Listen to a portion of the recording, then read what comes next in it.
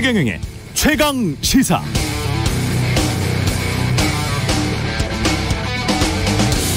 당신은 왜 대통령의 국정 운영을 지지하지 않는가? 여론조사에서 가장 많이 나오는 대답이 인사라고 하는데 정말 그럴까요?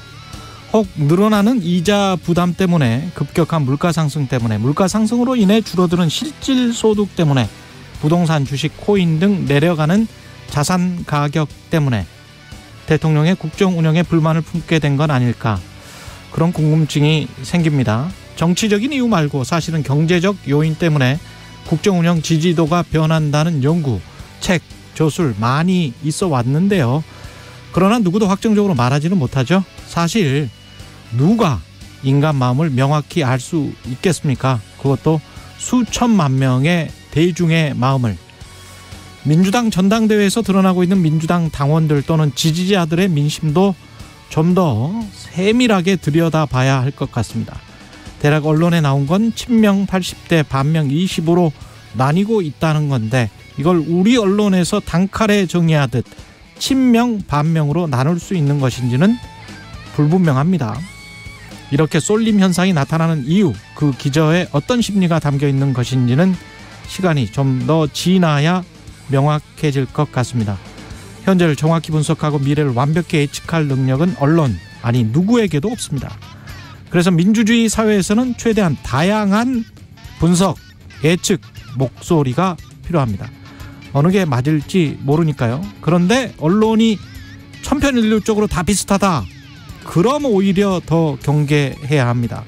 언론이 단순 확성기화 되어가는 징표일 수 있기 때문이죠. 최강시사는 그렇게 되지 않기 위해서 노력하겠습니다.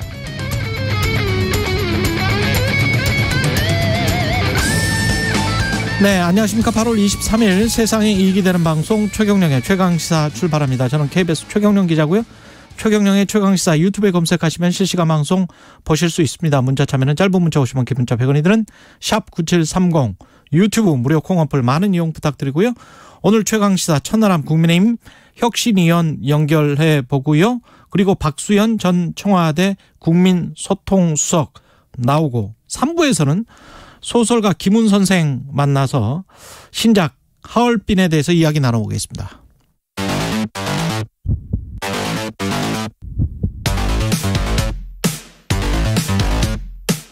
오늘 아침 가장 뜨거운 뉴스 언박싱.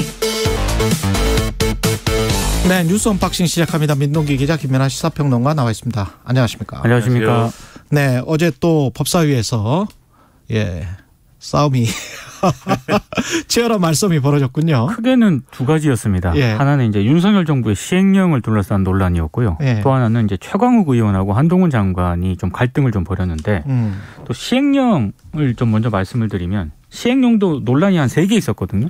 하나는 꼼수 논란, 하나는 모순 논란, 하나는 또 심플 논란, 이거였습니다. 꼼수 같은 경우에는 이제 윤석열 정부의 시행령이 결국에는 상위법을 거스른 것 아니냐, 이제 이 논란입니다. 최강시사에서도 계속적으로 지적을 해왔던 그런 내용인데요.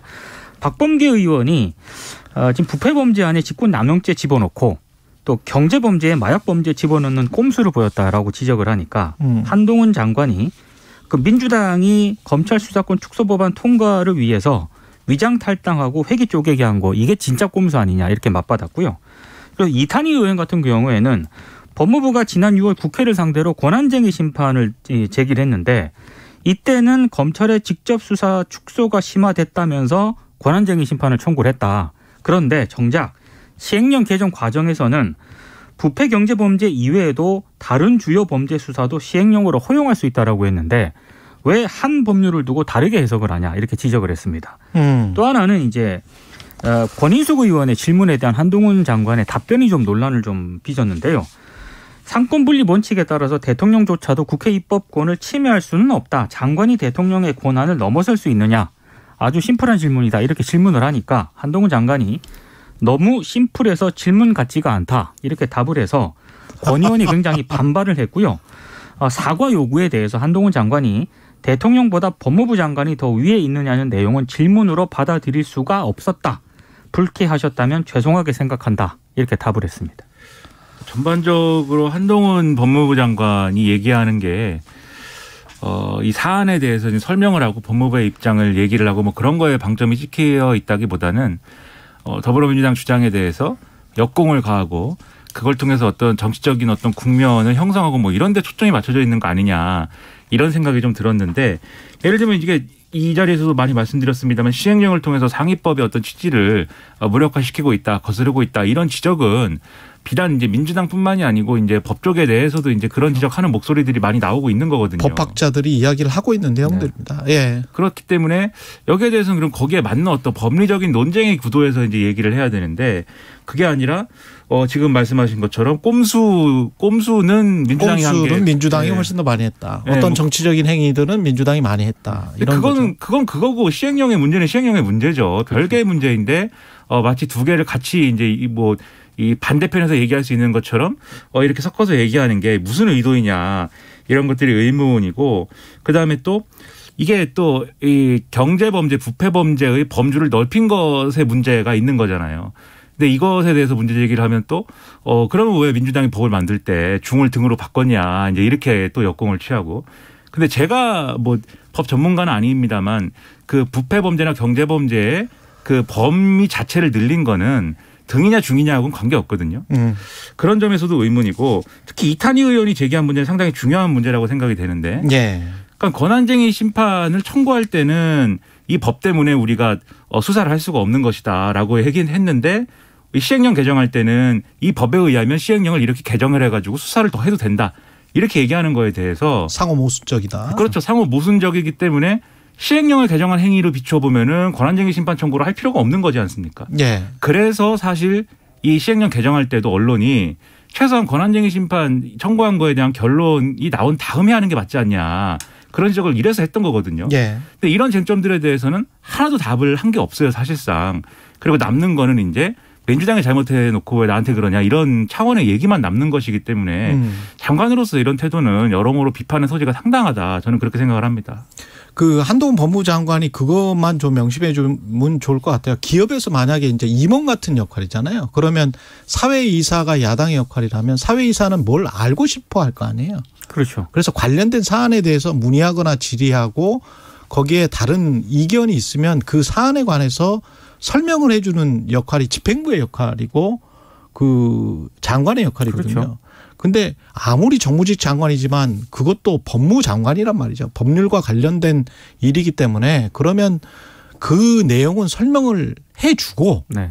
거기에 관해서 서로 논박을 하고 그 다음에 어떤 그게 너무 지나치게 정치적으로 간다고 하면 한동훈 장관도 대응할 수 있겠지만 처음부터 한동훈 장관이 이걸 정치적인 싸움으로 만들어버리면 여당의 국회의원인 건지 집행부 행정부의 장관인 건지 이거는 한동훈 장관이 본인의 위상과 역할에 관해서 조금 다시 한번 생각해 볼 필요가 있을 것 같습니다. 그러니까 한동훈 장관이 얘기한 방금 제가 말씀드린 이런 논리들은 그 자리에서 국민의힘 국회의원들이 얘기하면 되는 문제고 실제로 얘기를 맞아요. 할 거였거든요. 그러니까 국민의힘 의원들이 할 이야기를 왜 장관이 하는지 모르겠어요.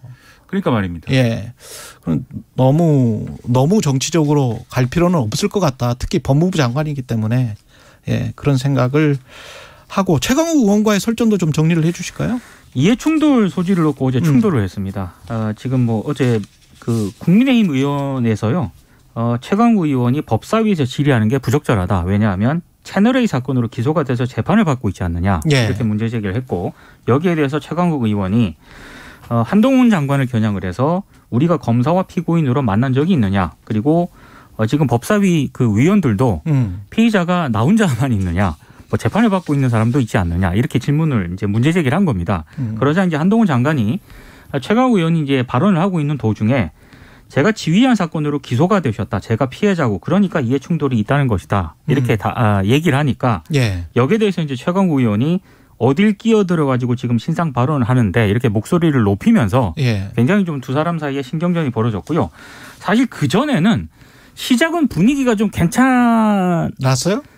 맞습니다. 제가 봤을 때는. 예. 왜냐하면 인혁당 사건 피해자들의 이자를 법무부가 면제를 해줬잖아요. 그렇죠. 그래서 이제 그걸 긍정적으로 평가를 하면서 질의를 시작을 했는데 근데 결국에는 그 인혁당 사건이라고 하는 것도 검찰이 수사를 한 거 아니겠습니까? 그렇죠. 이제 검찰의 책임이 있지 않느냐 이렇게 이제 질문을 한 것에 대해서 한동훈 장관이 조금 불편해나 봅니다. 그러니까 뭐 말씀하세요 계속 이러다 보니까 여기에 대해서 이제 최강욱 의원이 좀 날카롭게 좀 질문을 하고 그러다 보니까 어제 좀 격화되는 그런 상황이 좀 벌어졌습니다. 이 문제도 몇 가지를 나눠서 봐야 되는 게 일단 최강욱 의원이 채널A 사건 등의 이제 문제로 그 한동훈 법무부 장관에 대한 허위의 내용을 페이스북에 게시하고 뭐 이런 내용들 때문에 이제 수사도 받고 재판도 받고 그런 상황인 거 아닙니까? 예.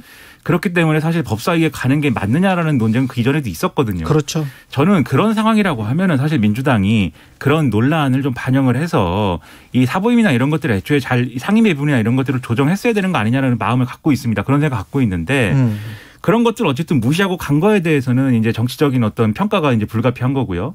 다만 이제 이 문제에 대해서 이게 한동훈 장관하고 최강욱 의원하고의 무슨 관계 때문에 그래야 되는 거냐. 그렇지는 않은 거죠. 왜냐하면 한동훈 장관이 최강욱 의원이 직접 수사한 검사도 아니고 수사에 영향을 미칠 수 있는 그런 상황인 것도 아니고 재판에 영향을 미칠 수 있는 것도 아닌 한도라고 하면은 한동훈 장관과 연관된 사건에 뭐 이런 뭐 피고인이라고 해서 그 자리에 있어서는 안 된다라는 논리. 즉 한 사람은 가해자고 한 사람은 피해자이기 때문에 상임위에서 질의응답을 주고받으면 안 된다. 이 논리는 제가 볼 때 성립을 할 수가 없어요. 다른 상임위라고 할 때 예를 들면 보건복지부라고 할 때 보건복지위원이 뭐 보건복지부 장관에 대해서 뭐 예를 들면 뭐 극언을 했다든지 그런 일 때문에 당신은 상임위에서 있을 자격이 없다 이렇게 얘기하는 건 없잖아요.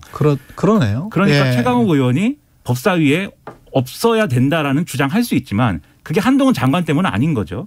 근데 한동훈 장관은 오히려 이 문제를 내가 피해자다라는 논리로 계속 얘기를 하거든요. 근데 지금 서로가 피해자라고 그러는 거 아니에요? 그렇죠. 그런 예. 측면도 가해자와 있는데. 피해자에 대한 인식이 서로 뒤바뀌어 있는데. 그렇죠. 그래서 예. 더더욱 이 문제는 누가 가해자고 피해자고 이런 것하고는 하등 상관이 없다는 겁니다. 예. 근데 이제 그 문제를 계속 얘기를 한 거에 대해서는. 근데 국회에서 그런 감정이 노출되는 거는 한동훈 장관도 그렇고 최강욱 의원도 그렇고 그렇게 보기는 좋지 않습니다. 그렇죠. 예. 최강욱 의원도 말이 지금 다 거칠거든요. 예. 그래서 이런 식의 얘기는 제가 볼 땐 자제하는 게 좋고 또 하나 한동훈. 사적 감정이 분명히 공적인 장소에서 지금 노출된 거예요. 그렇죠. 두 사람 다. 그렇죠. 그게 법사위를 그 원활하게 진행하고 그 공적인 시간을 국민들에게 투자를 하는 행위냐 거기에 관해서는 두 사람 다 생각을 해봐야 될 것 같아요. 식사를 하시든지 둘이 예. 캠핑을 한번 가든지 예. 그걸 해결을 하시고. 화합 단합대회를 한번 하든지. 네.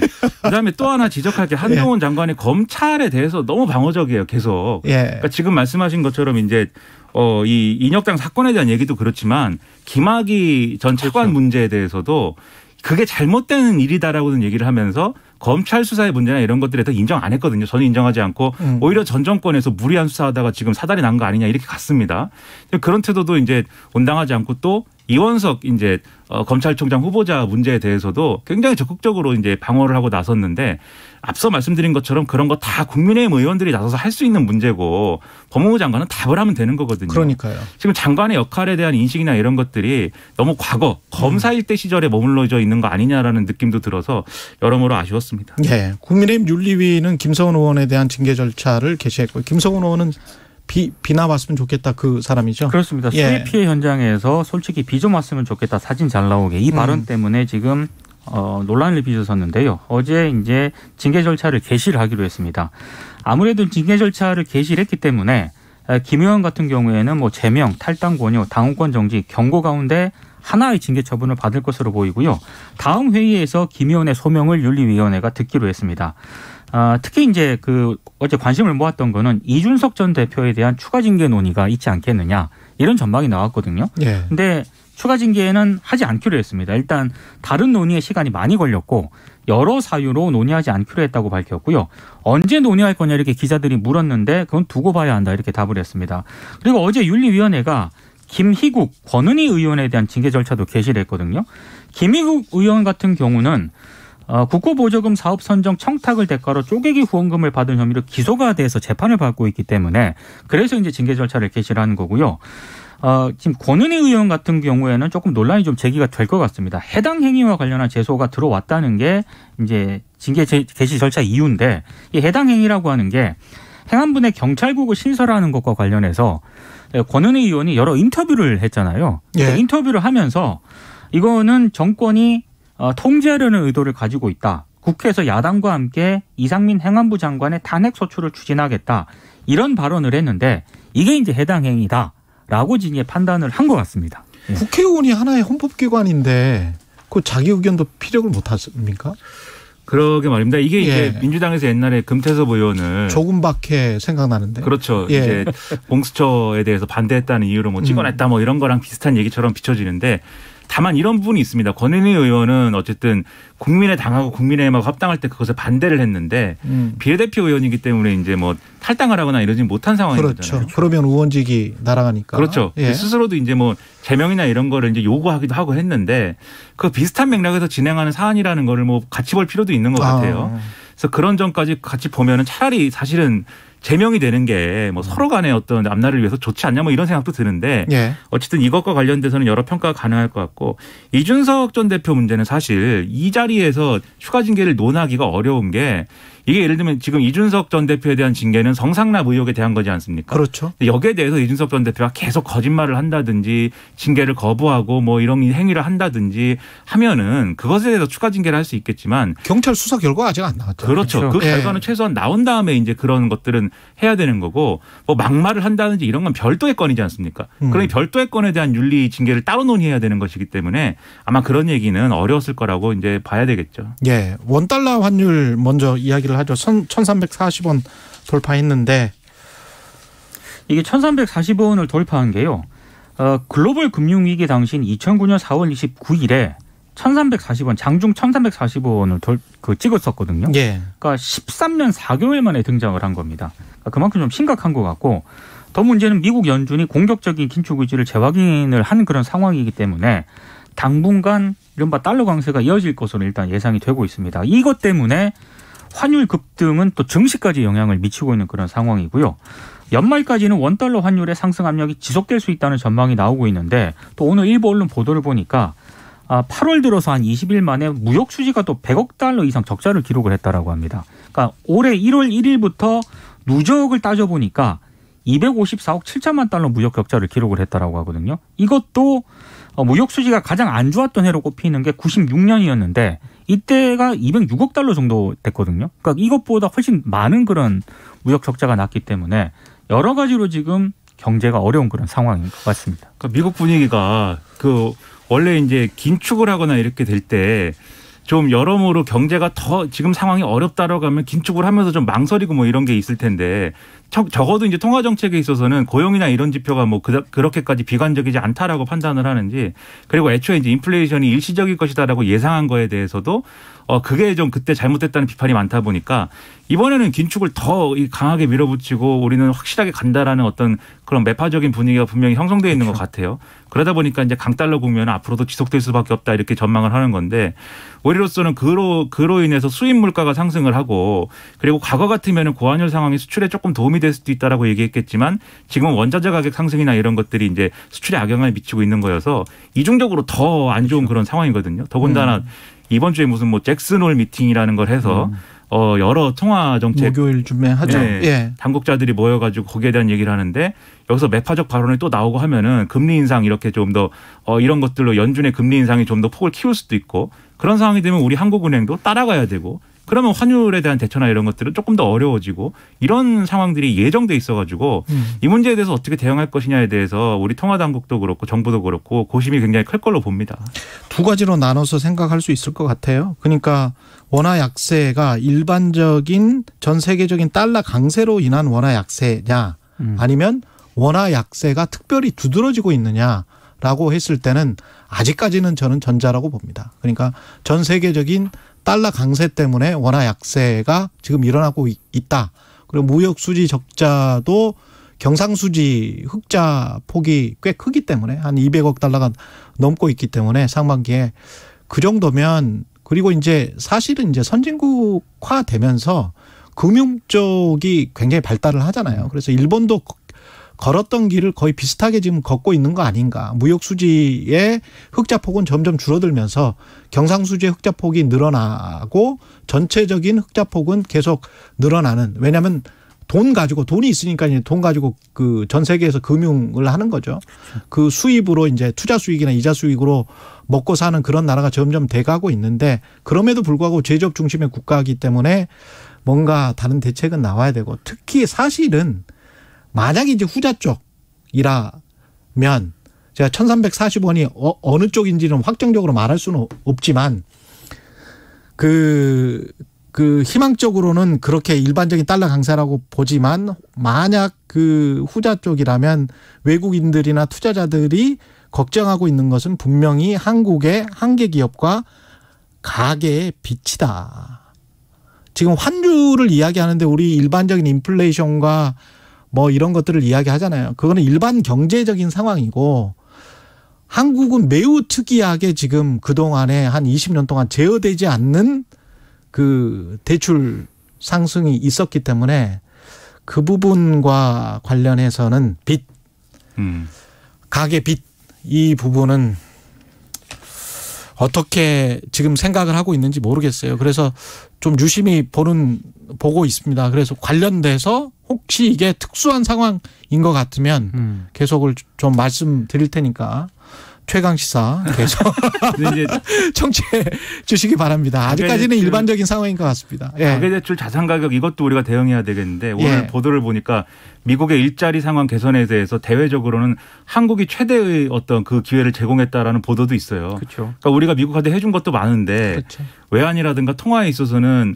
거기에 대한 도움도 받을 수 있는 거 아니냐라는 시각도 있을 수 있는데 다각적으로 그러니까 대책이 필요한 거죠. 그렇죠. 그래서 계속 제가 통화 수합 이야기를 했던 거고 가계 빚 때문에 사실은 금리를 전격적으로 많이 올리지 못할 거라는 거를 외국인 투자자들이 충분히 알고 인식하고 있는 상황에서 그렇게 되면 한국 경제가 어떻게 될 것인지에 관한 시뮬레이션을 계속 해보고 있는 것 같아요. 그렇습니다. 예. 그래서 가계빚과 우리 그 금리를 올릴 수 있는 한계에 관해서 지금 보고 있는 것이기 때문에 결론은 최강시사를 들어야 된다는 얘기고. 결론은 최강시사를 들어야 된다. 대단한 프로그램이에요. 예. 전 세계를 여기서 얘기하는. 예. 마무리해야 되겠습니다. 뉴스 언박싱 민동기 기자 김민아 평론가였습니다. 고맙습니다. 고맙습니다. KBS 1라디오 최경영의 최강시사 듣고 계신 지금 시각 7시 42분입니다. 출근길 날씨 정보입니다. 지금 수도권과 강원 영서, 충청도에 비가 오고 있고요. 충남 지역에는 강한 비가 쏟아지는 곳도 있습니다. 차츰 비는 전국으로 확대되겠고 비구름이 점차 남동쪽으로 이동을 하면서 수도권은 비가 오전 중에 그치겠지만 그밖에 중부지방은 오후에서 밤까지, 남부지방은 내일까지 비가 이어지겠습니다. 오늘 절기 처서지만 낮 기온이 서울 30도, 광주 31도, 대구 32도까지 올라 무덥겠습니다. 하지만 내일은 오늘보다 낮 기온이 2도에서 4도가량 떨어져 더위가 누그러질 전망입니다. 현재 서울의 기온은 22.7도입니다. 날씨 정보 송소진입니다. 이어서 이 시각 교통 상황을 KBS 교통정보센터 김한나 씨가 전해드립니다. 네, 분주한 출근길, 빗길인 구간들 많습니다. 평소보다 좀 더 주의하며 운행하셔야겠는데요. 지금 동부간선도로 성수분기점 방면으로는 도봉 지하차도 입구에서부터 성수분기점까지 밀리는데 그 가운데 월계 1교에서 녹천교 쪽으로는 사고까지 나서 부근으로 더 혼잡합니다. 또 강변북로 구리 방면으로는 가양대교에서 반포대교까지 어렵고요. 나란히 가는 올림픽대로 잠실 쪽, 행주대교에서 성산대교, 다시 여의 하류에서 한강대교 남단 쪽으로 더디게 지납니다. 고속도로는 제2경인고속도로 성남 방면 문학에서 남동 부근과 신천에서 광명나들목 7km 정체고요. 영동고속도로 강릉 쪽으로는 서안산 부근에서 반월터널까지, 또 동군포에서 부곡나들목, 다시 용인 부근에서 속도 내려갑니다. 목적지까지 안전운전하시기 바랍니다. KBS 교통정보센터에서 김한나였습니다.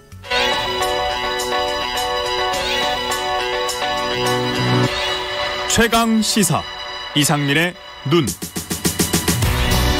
네, 나라 살림을 샅샅이 파헤치는 시간입니다. 이상민의 눈, 이상민 나라살림연구소 수석연구위원 나와 계십니다. 안녕하십니까? 예, 안녕하세요. 오늘은 공공기관 개혁, 예, 공기업 개혁, 그 대통령과 정부가 연일 강조하고 있는데 특히 5년간 많이 부실화됐다. 부채액이 84조 원 늘어서 문재인 정부 5년 동안 작년 말 사상 최대였다. 583조 원이었다. 예. 뭐 이렇게 이야기를 하고 있습니다. 숫자는 맞는 거죠? 숫자 맞죠. 예. 부채는 뭐 많이 늘었다라고 발표를 하고 거의 뭐 많은 언론들이 거기에 관련돼서 기사를 쓰고 있는데요. 근데 저는 사실 부채가 늘었다라는 거에 대해서 하나도 궁금하지 않아요.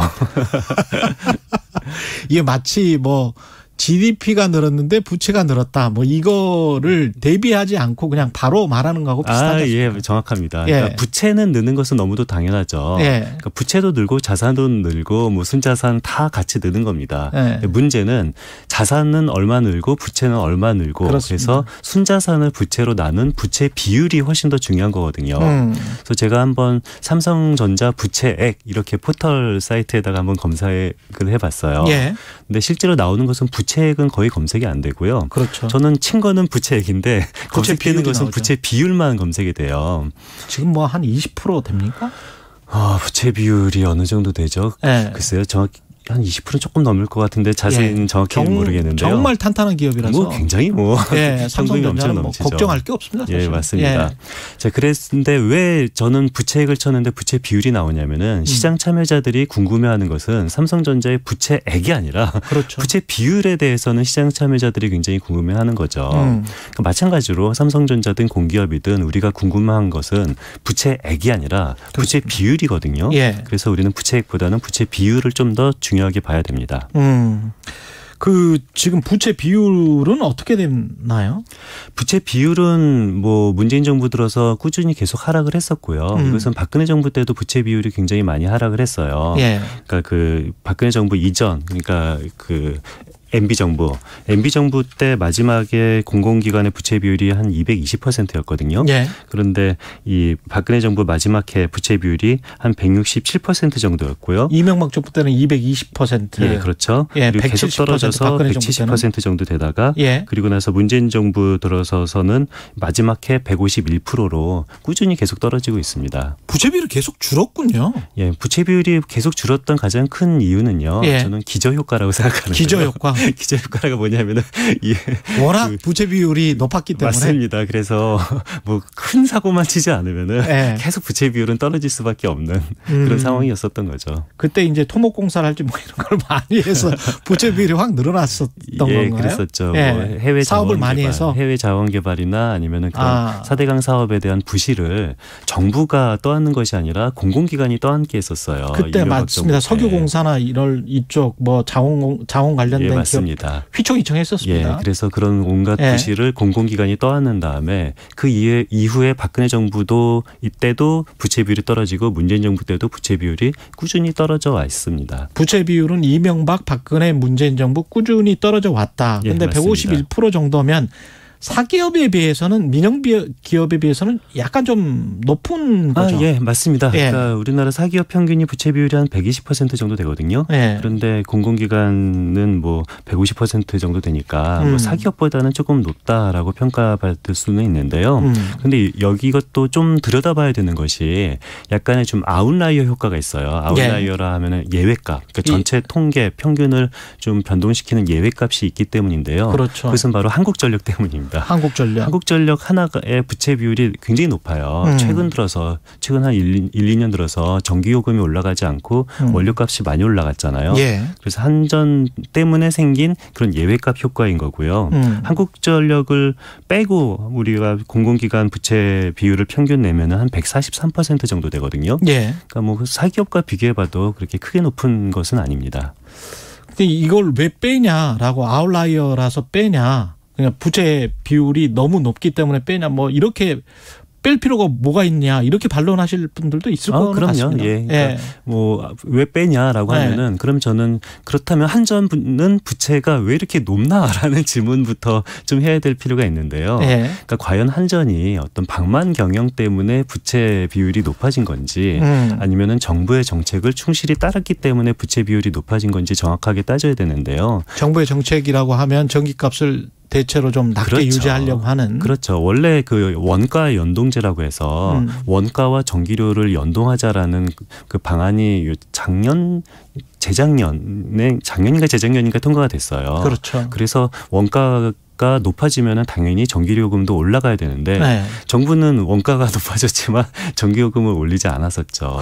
그래서 어떤 국민들이 부담해야 될 전기요금 그리고 이거를 한전이 부담하게끔 떠안았기 때문에 한전이 떠안은 거죠. 그렇죠. 그래서 한전이 뭐 직원들의 월급을 뭐 크게 올린다던가 이런 식으로 방만한 경영 때문에 이 부실화된 것이 아니라 정부의 정책을 충실히 따르다 보니까 부실화됐다라고 평가하는 것이 더 솔직한 얘기입니다. 사실은 한전은 그 원유값에 따라서 흑자 폭이나 적자 폭이 거의 연동되다시피 하더라고요. 원유값, 맞습니다. 환율. 그래서 그 원유값에 따라서 전기 요금이 같이 올라가거나 내려가면은 그렇죠. 상관이 없는데 원유값 그 원가 연동제 이후에 원유값이 떨어졌을 때는 한전 전기 요금을 살짝 내렸었어요. 한국전력이 뭐 한 2조 정도 대규모 흑자가 날 때가 있었는데. 그럼요. 그때는 원유값이 상당히 많이 떨어져 있는 2조 정도가 아니라 과거에 그 한전 부지 매각했을 때는 한 10조 원 정도. 그때는 컸죠. 이건 뭐 영업 외 이익이긴 그렇죠. 합니다만 10조 원 정도 이득을 난 적도 있고. 근데 그 원가가 내려갔을 때는 전기요금을 내리고 원가가 올라갔을 때는 전기요금을 올리지 않는 이것이 바로 한전 부실의 가장 큰 원동력이거든요. 예.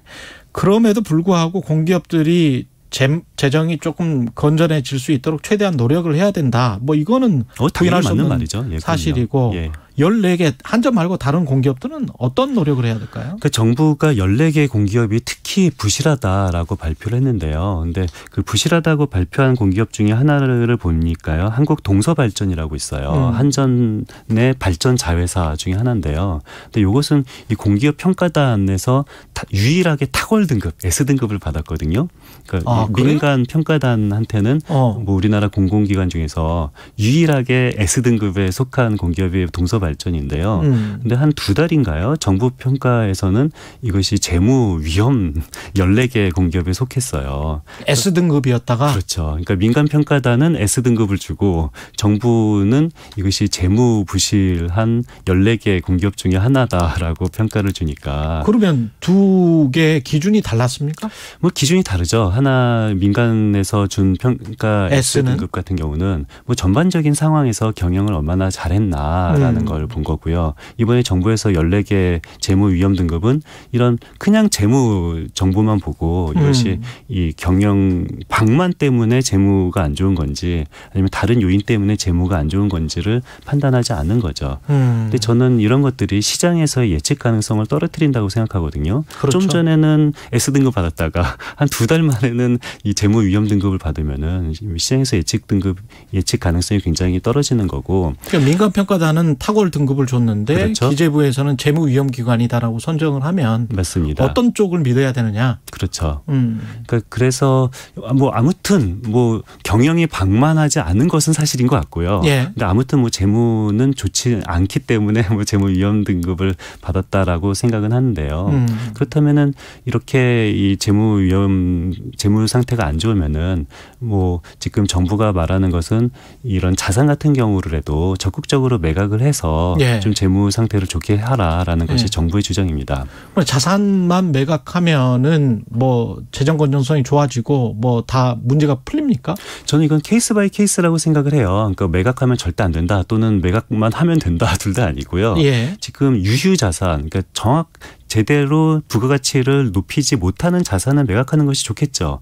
다만 부가가치를 높일 수 있고 활용도가 높은 자산은 매각하면 안 된다고 생각을 해요. 근데 문제는 이렇게 옥석을 가려서 매각하라는 것이 아니라 매각을 많이 하면 많이 할수록 좋은 거다라는 식으로 정부의 압박이 있는 것은 바람직한 것은 아닌데요.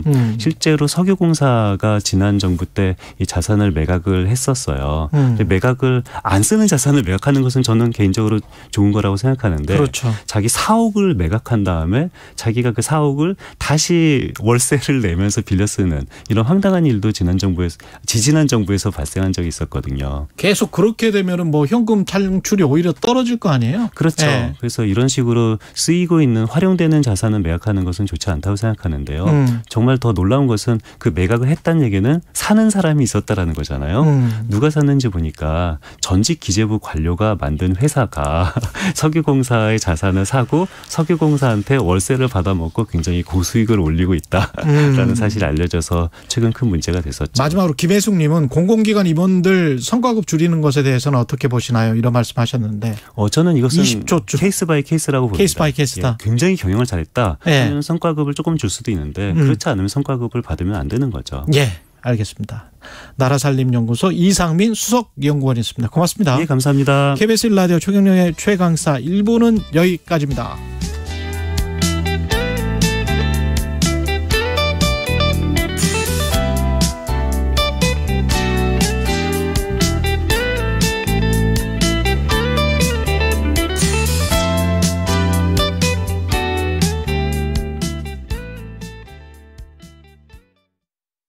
우리 함께 투명 페트병 분리배출 해볼까요?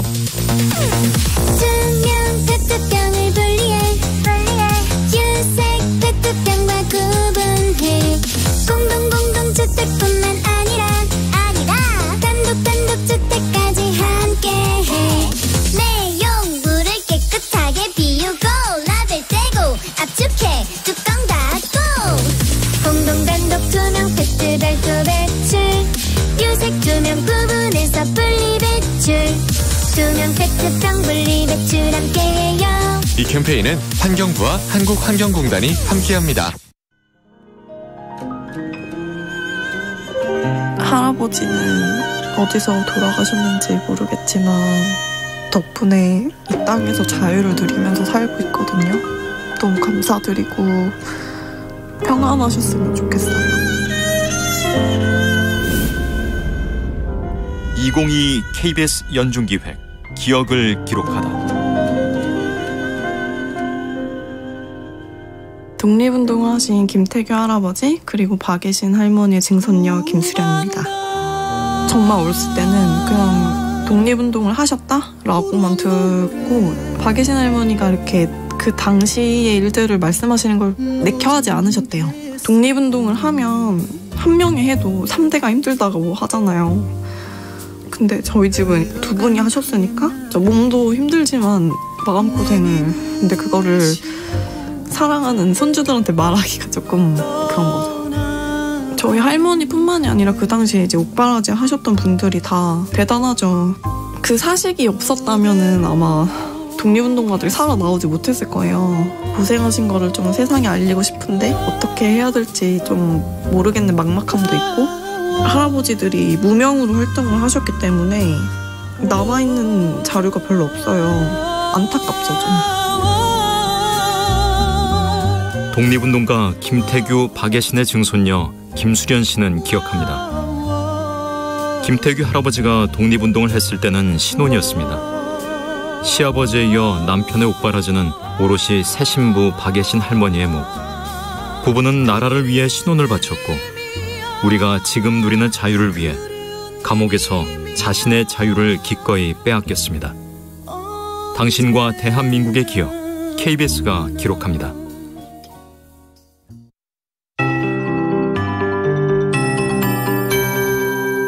KBS 58분 날씨.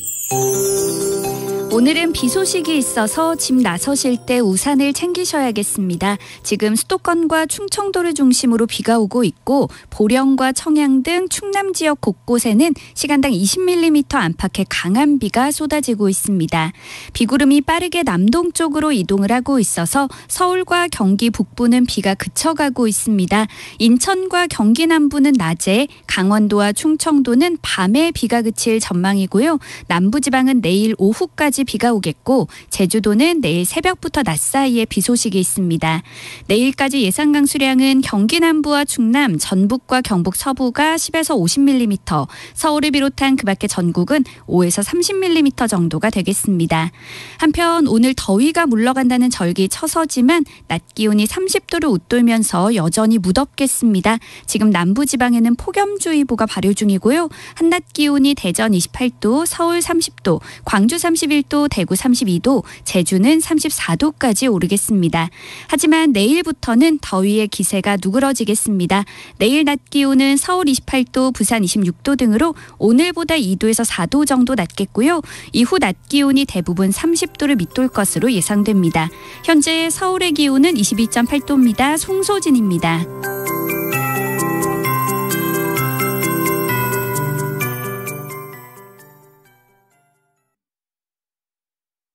정성을 다하는 국민의 방송 KBS가 8시를 알려드립니다.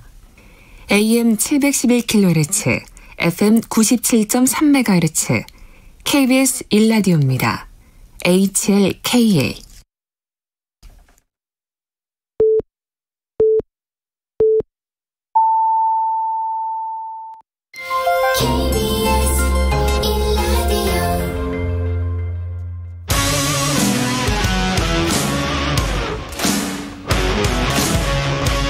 오늘 하루 이슈의 중심 최경영의 최강시사.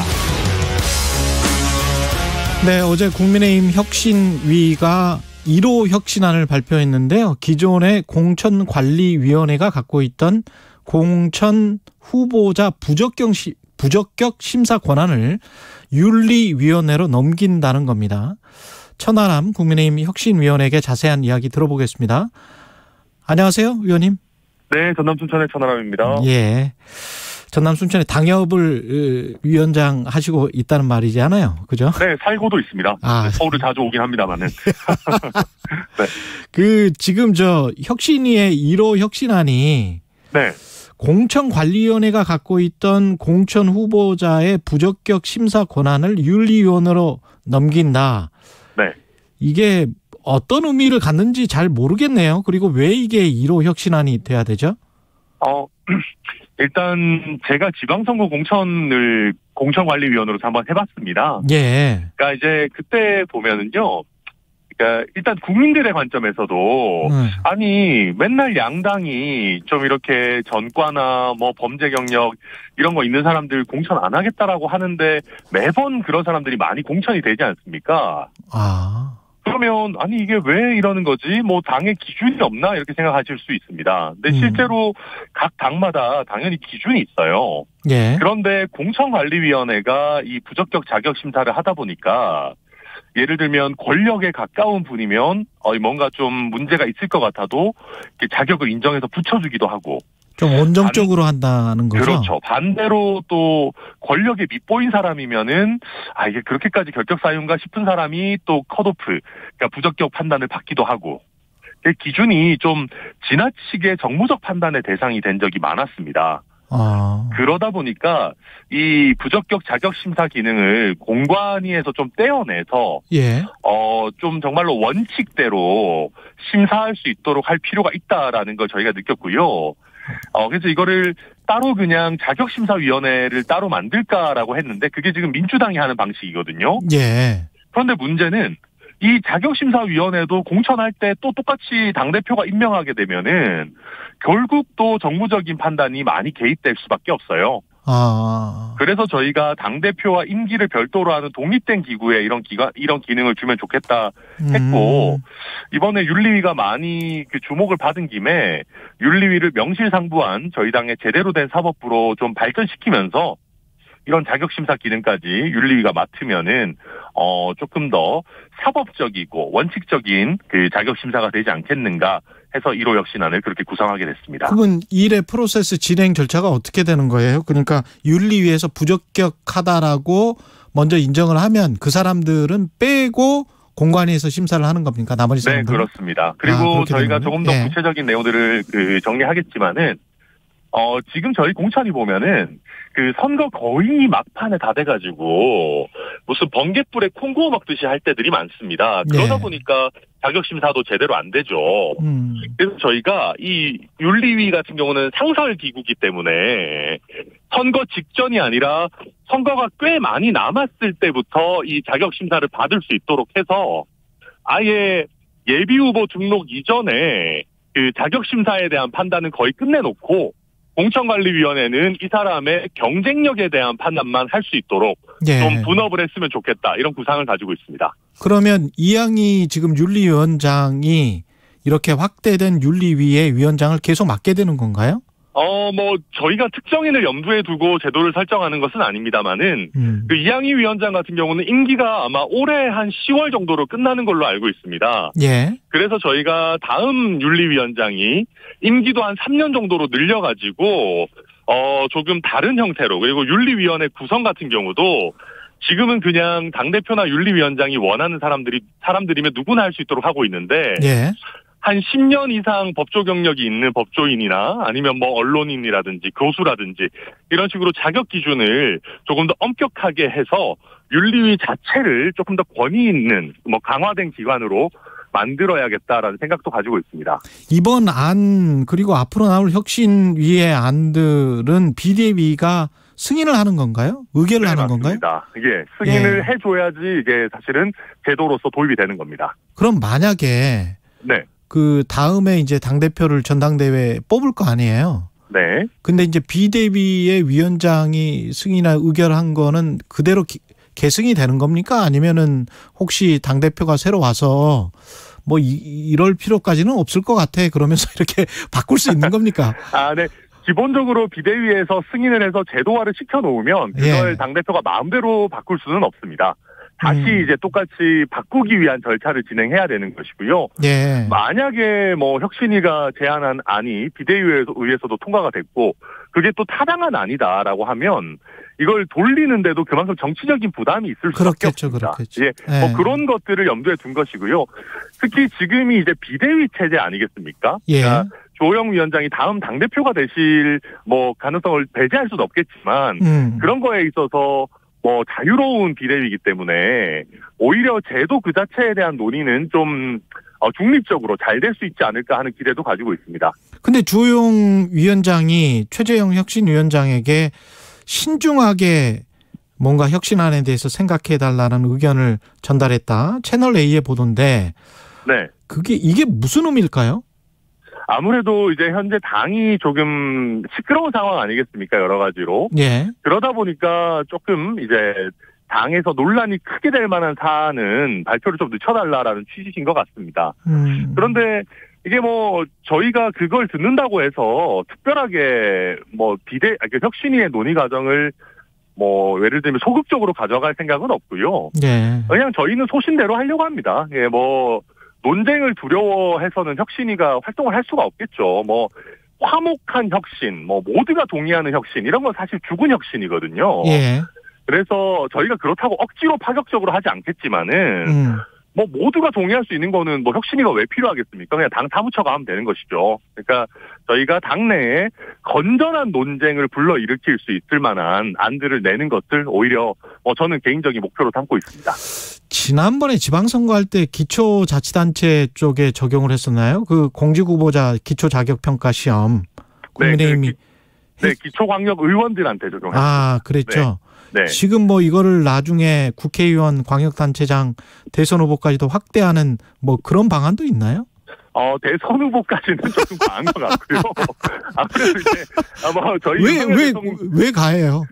저희 윤석열 대통령 같은 좀 특수한 케이스도 있지만은 보통 그 대선 후보 정도 되실 정도면 선출직을 여러 차례 하지 않습니까? 그러니까 이제 대선 후보까지는 좀 그렇다 하더라도 국회의원이나 광역단체장까지 확대하는 방안은 저희가 적극적으로 논의하고 있고요. 지금 천하람 위원이 말한 거는 약간 좀 뼈가 있는 것 같은데 윤석열 대통령 같은 특별한 케이스도 있지만 이거는 또 무슨 말이에요? 이렇게 그 이전에 정치 경력 없이 바로 첫 선출직을 대통령으로 하시는 이렇게 대단한 경우도 있으십니다만은 대체로 대통령을 하시려면 그 전에 이제 선출직을 몇 번 정도는 하지 않겠습니까? 그렇죠. 그러니까 당연히 국민에 의해서 좀 검증이 됐다고 봐야 될 것 같고요. 물론 광역단체장이나 국회의원 같은 경우도 선거에 의해서 검증됐다고 볼 수도 있겠죠. 그렇지만 저희가 PPH가 단순히 시험의 의미가 있는 것이 아니라 저희가 꾸준히 이제 보수 교육이라고 하지 않습니까? 재교육 같은 것들을 받고 또 그것을 평생교육. 그렇죠. 평생교육을 받고 저희가 그것을 또 시험에 의해서 나름대로 정말 제대로 그 교육을 받았는지를 꾸준히 체크한다라는 의미고요. 특히 이제 저희가 지난번에 지방선거 때는 딱 한 번 치는 그런 시험이라서 다들 부담이 컸었는데 저희가 1년에 한 2-3차례 정도 정례적으로 치고 뭐 한 번 합격하면은 한 2-3년 정도 유효 기간을 주려고 합니다. 하라고 한다면은 토플이나 토익처럼 하는 거군요. 이게. 그렇죠.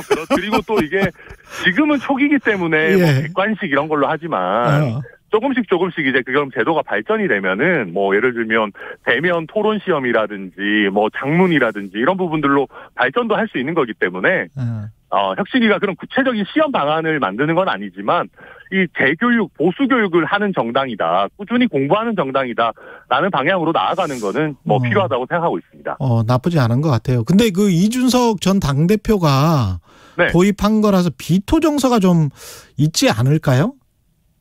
저는 그런데 이거를 뭐 예를 들면 우리가 정책에는 특허가 없다. 이런 얘기들도 하지 않습니까? 예. 그러니까 뭐 예를 들면 좋은 아이디어인데 이준석 대표가 했던 거기 때문에 안 한다. 아니 무슨 이준석 대표가 볼드모트는 아니잖아요. 그러니까 아니 뭐 좋은 아이디어면 누가 냈든지 간에 그렇죠. 계속 할 수도 있는 것이고 반대로 이준석 대표가 냈던 아이디어라고 해도 안 좋은 거면 과감하게 폐기도 할 수 있는 거기 때문에 저희는 이게 뭐 이준석 대표와의 연관성 이런 부분은 솔직히 별로 생각하고 있지 않습니다. 혹시 지금 윤리위에서 이준석 전 대표에 관해서 또다시 징계할 가능성은 어떻게 보십니까? 저는 그런 가능성은 좀 낮다고 생각합니다만은 어제 보니까 권은희 의원에 대해서도 징계 게시를 했더라고요. 징계 게시를 했죠. 네. 예. 권은희 의원에 대해서 징계 게시를 한 뭐 사유들을 보니까 그 내부 총질 문자에 대해서 용산 시대인 줄 알았는데 뭐 경복궁 시대가 됐다. 그리고 뭐 그 경찰국이라든지 이상민 장관에 관해서 뭐 이렇게 탄핵 의견 이런 것들을 얘기했던 것 같은데. 예. 저는 이런 윤리위의 결정이 굉장히 잘못됐다고 생각합니다. 굉장히 잘못됐다? 네. 이거는 지금 보면 정치인의 발언에 대해서 제재한다라는 것 아니겠습니까? 그렇죠. 저희가 과거에 금태섭 의원이 민주당에서 당론 이탈 때문에 사실상 징계 같은 걸 받을 때 저희 당에서 민주주의 없는 민주당이라고 얼마나 비판을 했었습니까? 그랬죠. 예. 저도 권은희 의원이 여당 의원으로서 저희 국무위원에게 탄핵을 언급하고 뭐 경찰국에 찬성하고 반대하고 이런 것들이 좋아 보이지는 않습니다만은 그렇다고 해서 이걸 과연 징계까지 할 일인가? 저는 우리 당이 입만 열면 자유를 부르짖는 정당 아니겠습니까? 특히 또 저희 대통령께서도 굉장히 자유를 강조하고 계시고 저는 이런 윤리위의 결정을 보면 윤리위가 오히려 반윤 아닌가. 우리 윤석열 대통령의 자유중시 기조에서 벗어나 있는 윤리위부터 오히려 저는 바로잡아야 된다고 생각합니다. 이준석 전 대표는 어떻게 생각하세요? 천하람 위원 생각에는 돌아올 수 있습니까? 아니면은 이준석 전 대표와 국민의힘과의 인연은 이걸로 끝입니까? 뭐 모든 것은 다 당원과 국민들의 의사에 달린 것 아니겠습니까? 뭐 뻔한 얘기지만은 저는 우리 국민들께서 지금 국민의힘의 주류가 과연 국가를 위해서 좋은가라는 판단을 하실 거라고 생각하고요. 그러니까 이준석이라는 인물에 대한 판단도 마찬가지일 겁니다. 그러니까 이준석이라는 인물이 뭐 모든 것이 완벽한 것은 아니겠지만은 뭐 이 사람이 국민의힘에 필요하다라고 하는 당원과 국민들의 의사가 과반을 넘어간다면은 또 돌아올 수 있겠죠. 당이라는 것이 계속해서 어떤 구성원과 또 방향성을 바꿔가면서 뭐 100년 이상씩 좋은 톡하고 그러는 예들이 많기 때문에 결국은 모든 것은 다 뭐 국민들의 판단의 문제라고 생각합니다.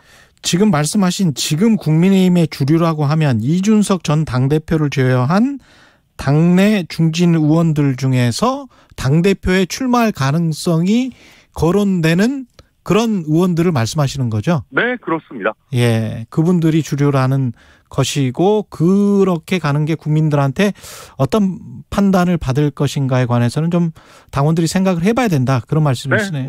모든 것은 다 배를 띄우는 것 뭐 이런 거 다 우리 민심 뻔한 얘기지만은 만약에 이준석 대표가 당원들의 다수 뭐 국민들의 다수의 지지를 받는다면 뭐 당대표로서 복귀하는 게 과연 불가능하겠습니까? 뭐 기술적으로 출마를 못하게 한두 번은 막을 수 있겠지만 글쎄요 그걸 영원히 할 수 있을지 저는 의문입니다. 아니 근데 지금 당장 전주의 비대위원이 뭐 그런 비슷한 말 1월 말 2월 초에 새 지도부를 구성해도 못 나온다. 왜냐하면 후보 등록일이 그때가 아닐 것이기 때문에 12월 정도일 것이고 그렇게 되면은 징계 기간 안에 있기 때문에 못 나오면 2년 동안 공백이 있으면 그게 되나요?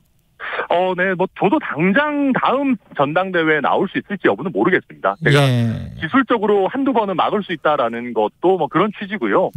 그런데 이준석 대표가 건강관리를 얼마나 잘하는지는 모르겠지만 앞으로 정치를 할 나날들이 많이 남았지 않겠습니까? 그렇죠. 그래서 당장 1, 2년 내에 복귀를 못한다고 하더라도 분명히 이준석 대표의 역할이 기대된다면은 만약에 이제 국민들에 의해서 당원들에 의해서 이준석이 필요하다라는 판단을 받는다면은 저는 그 이후에라도 복귀할 가능성은 없는 것은 아니다. 그렇게 생각합니다. 여기까지 듣겠습니다. 천하람 국민의힘 혁신위원이었습니다. 고맙습니다. 네, 감사합니다.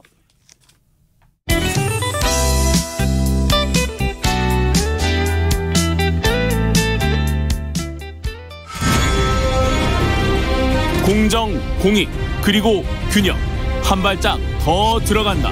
세상에 이익이 되는 방송. 최경영의 최강시사.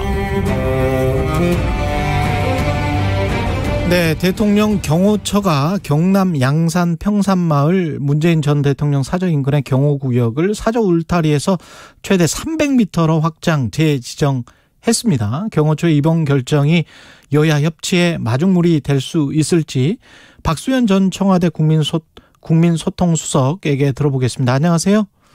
네, 안녕하세요. 박수현입니다. 예, 수석님은 경남 양산에 가끔 가셨었죠?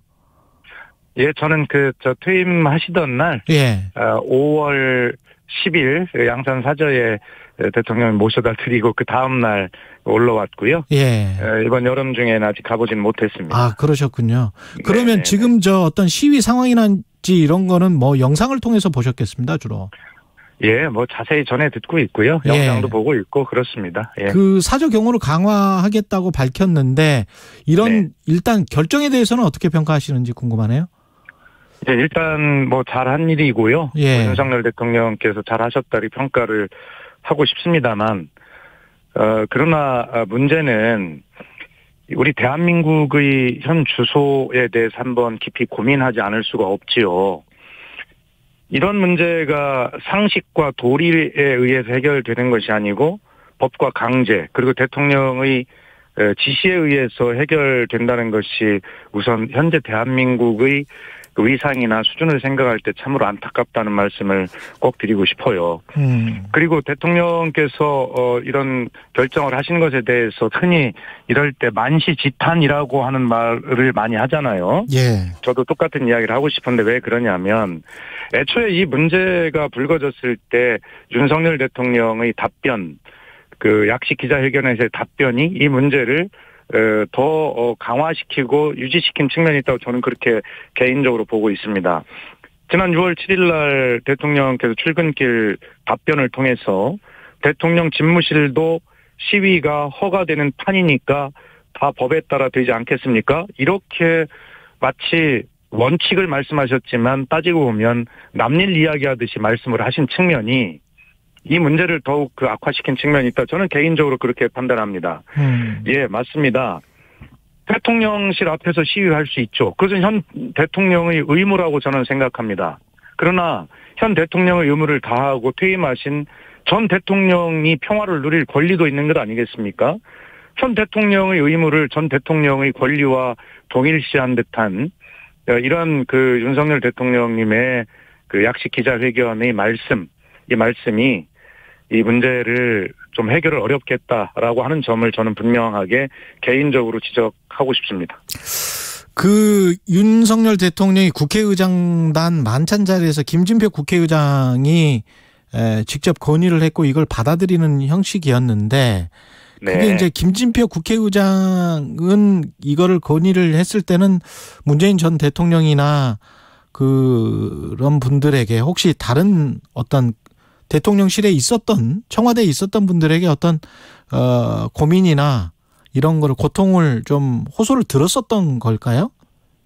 직간접으로 들으셨겠죠. 그러나 이렇게 그 양산의 고통에 대해서는 김진표 국회의장님뿐만이 아니라 이미 여러 분들이 말씀을 다 하셨고 윤석열 대통령께서도 충분히 들으셨을 거라고 저는 생각을 하고요. 예. 아까도 만시지탄이라는 말씀을 드렸습니다만 이렇게 대통령님 말씀 한마디면 이런 어떤 경호 조치가 이루어질 수 있는 이런 문제를 왜 그동안에 그렇게 힘들게 하셨는지에 대해서 좀 아쉬운 생각도 든다.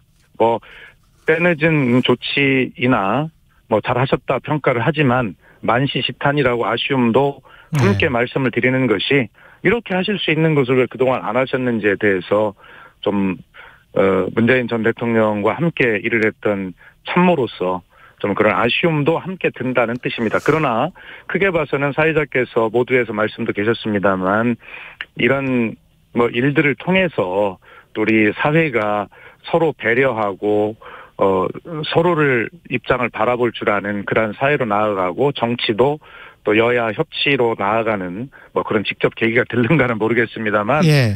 하여튼 그런 뭐 대한민국을 서로 좀 보듬어 주는 그런 나라로 만들어가는 계기가 좀 되었으면 좋겠습니다. 혹시 문재인 전 대통령이 지금 상황 이렇게 좀 개선된 상황에 관해서는 뭐라고 했는지 들으셨어요? 못 들었습니다. 다만 예. 언론을 통해서 보면 어제 그 경호구역의 확대로 양산 그 마을에 평화가 찾아온 그 언론의 취재를 보면 그 마을 주민들 일성이 매미 소리를 들을 수 있어서 참 좋다라는 말씀을 듣고 가슴이 뭉클했습니다. 이 자연이 주는 그 소중한 선물, 그 평화, 일상의 평화마저도 누리지 못했다는 것 아니겠습니까? 대통령께서도 어제 약 1시간여 정도 퇴임 105일 만에 처음으로 그 마을을 참 편하게 처음으로 산책을 하셨다는 그런 기사와 사진을 봤는데 하여튼 이런 것들에 대해서 너무 좀 안타깝고 하는 생각이 함께 들었습니다. 예. 예.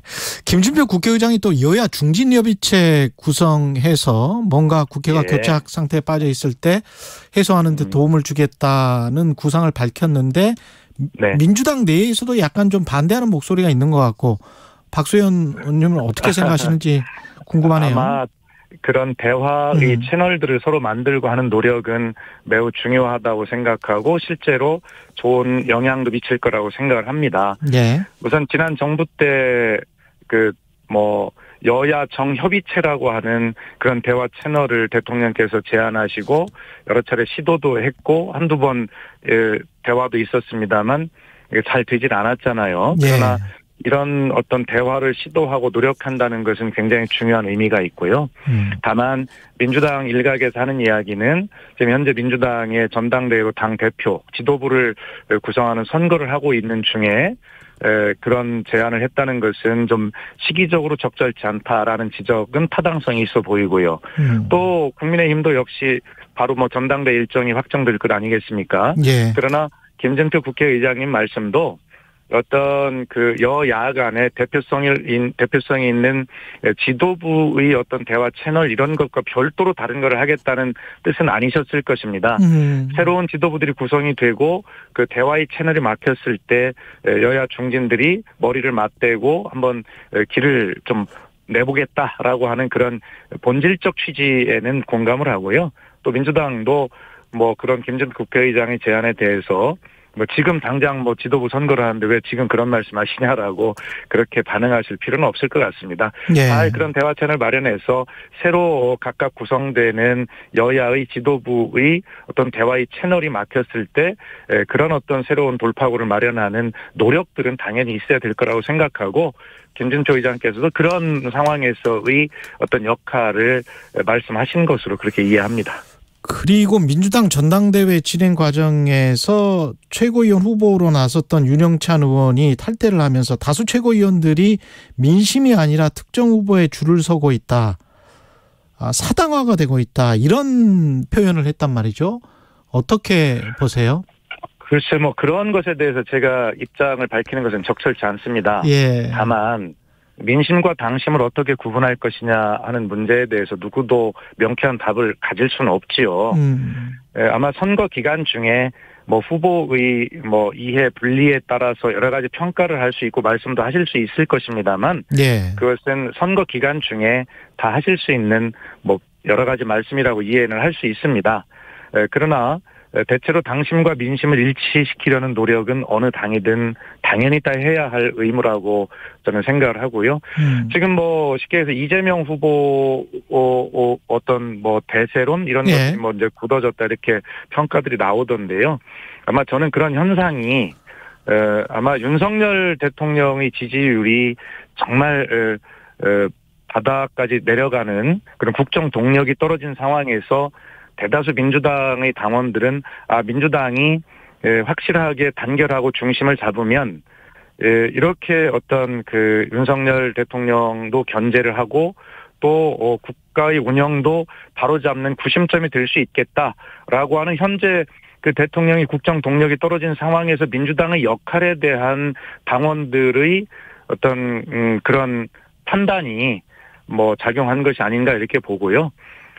선거 과정은 당연히 경쟁에 의해서 되는 것이니 다만 사당화 운운하는 것은 말씀하는 것은 누가 당대표가 되었을 때 그 이후에 당을 어떻게 운영하느냐의 문제와 연관된 것이지 선거 기간 중에 당원들이 아마 제 판단에는 그런 어떤 마음으로 결집하고 있는 것 같은데 그것을 사당화라고 규정짓기에는 좀 이른 판단이 아닌가 저는 개인적으로 그런 생각을 가지고 있습니다.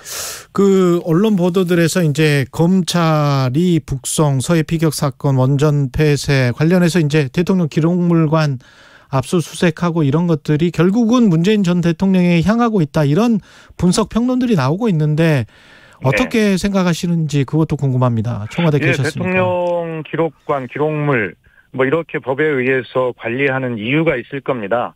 아무리 관할 고등법원의 판단에 의해서 압수수색을 할 수 있다 이렇게 되어 있습니다만 너무 그것이 좀 빈발하는 것 같은 느낌이 있어서 대통령 기록물에 관한 그런 어떤 권위 이런 것들이 좀 희화화되는 이런 측면이 있어 보이고요. 그리고 사실은 이 전 정부에서 했던 그런 어떤 판단들 어느 정부든 저는 대한민국답게 일을 한다고 생각합니다. 그런데 대통령께서 이번 100일 기자회견의 전문 모두 말씀에 보니 원전 폐기와 관련해서도 이념에 따른 원전 폐기를 이런 식으로 말씀을 하셨어요. 전 정부의 원전 폐기라고 하는 것, 어떤 정책이라고 하는 것은 나름대로 시대와 상황과 여러 현상을 반영한 집단 지성의 결과라고 생각하지 어떻게 전 정부의 정책을 대통령께서 말씀으로 이념에 따른 판단이라고 말씀하실 수 있습니까?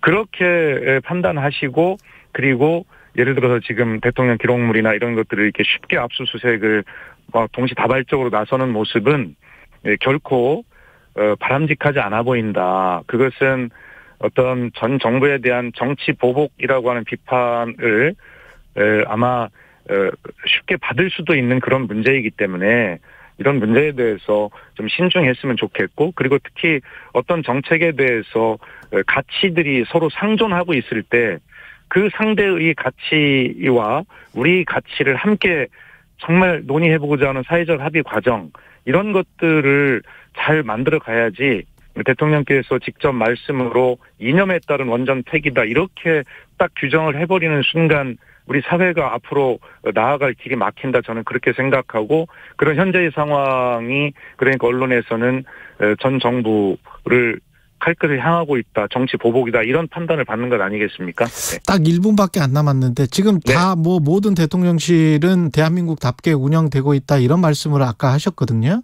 네. 지난 청와대와 지금 용산 대통령실 한 100일 정도 지났는데 어떤 점이 혹시 차이가 있는 거는 다른 거는 뭐가 있을까요? 보시기에. 예. 지금 윤석열 정부가 꼭 성공하기를 바라고 또 국민의 한 사람으로 진심으로 그래야 대한민국이 앞으로 나아갈 수 있기 때문에 제가 대통령실이나 드리는 말씀은 저는 비난이나 비판이라고 생각하지 않습니다. 예. 뭐 그런 전 정부에서 일했던 사람으로서 충원의 제안을 드리는 것이죠. 예, 20초만 남았습니다. 제가 대통령님의 그런 어떤 말씀의 내용과 태도를 말씀을 드렸는데요. 지금 이렇게 혼란스러운 부분들은 대통령님의 진심 어린 사과와 앞으로 정말 국민의 눈높이에 맞게 잘 해나가겠다는 의지의 편, 이거면 된다고 생각하는데요. 저는 그런 어떤 것들이 전 정부와 현 정부를 굳이 비교할 필요는 없습니다만 알겠습니다. 그런 현 정부가 그런 점을 좀 박수현 전 청와대 국민소통수석이었습니다. 잠시 후 8시 반부터 일부 지역국에서는 해당 지역 방송을 보내드립니다.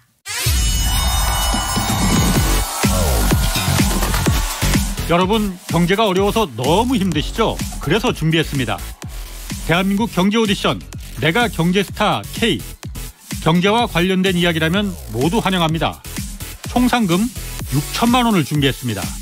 자세한 내용은 오후 4시 5분 홍사원의 경제쇼에서 알려드릴게요. 진행은 서툴지만 내용은 알찹니다. 진실의 편에서, 정의의 편에서, 약자의 편에서 뉴스를 전합니다. 주진우 라이브와 함께 더 많이, 더 오래 웃었으면 좋겠습니다. 매일 오후 5시 5분 KBS 1라디오 주진우 라이브. 지금 시각은 8시 30분입니다. KBS.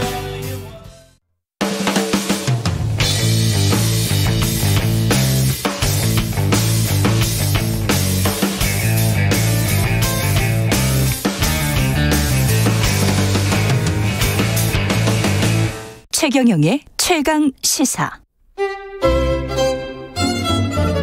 최강 시사. 김호기의 사회학 카페. 어서 오세요. 네, 뉴스의 이면에 있는 흐름과 우리 사회의 큰 담론에 대해 이야기해보는 시간입니다. 김호기의 사회학 카페. 연세대학교 사회학과 김호기 교수 나와 계십니다. 안녕하십니까, 교수님? 네, 안녕하세요. 예, 오늘 주제는 MZ세대와 청년 정치인데 MZ세대는 뭐 대충은 다 알고 계실 것 같고. 그럼에도 불구하고 혹시 모르시는 분들이 계실지 몰라서 말씀드려 보자면요. 일반적으로 1980년대 초반부터 2000년대 초반까지 출생한 밀레니얼 세대하고요. 그리고 이제 1990년대 중반부터 2000년대 초반까지 출생한 그 G세대를 통칭하는 말입니다. 예. 그런데 크게 보면 밀레니얼 세대가 있고요. 그렇죠. 그 안에 이제 G세대가 있다고 볼 수 있습니다. 어떤 특징이나 다른 세대에 비해서 어떤 점이 두드러지는 겁니까?